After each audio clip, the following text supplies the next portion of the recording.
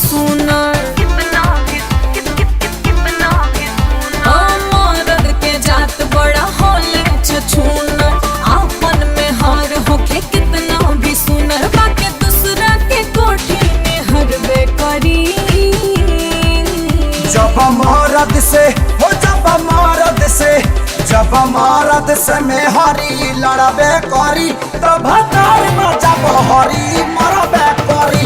जब मरद से में हरी लड़बे करी तब तार मजा बहरी मरबे करी।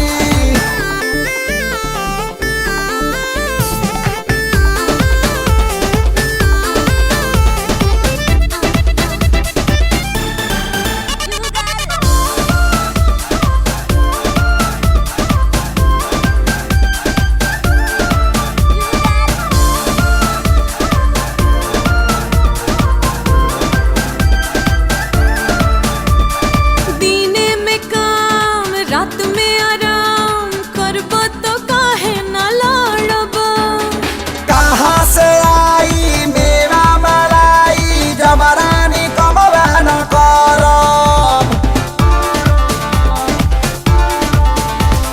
मेवा मलाई रुपया न चाही, बस चाही हमरा के प्यार हो।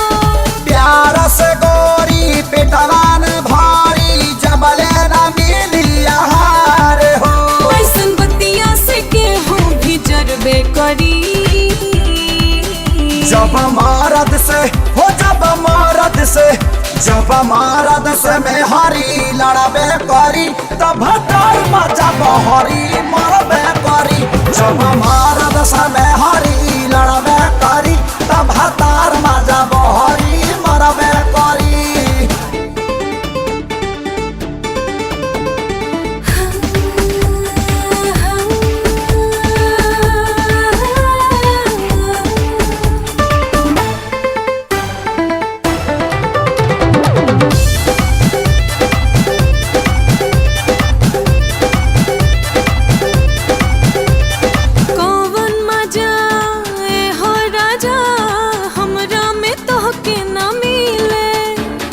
मौका पे मुंह फुला ले लू तू, मन हमर रह जाता गीले।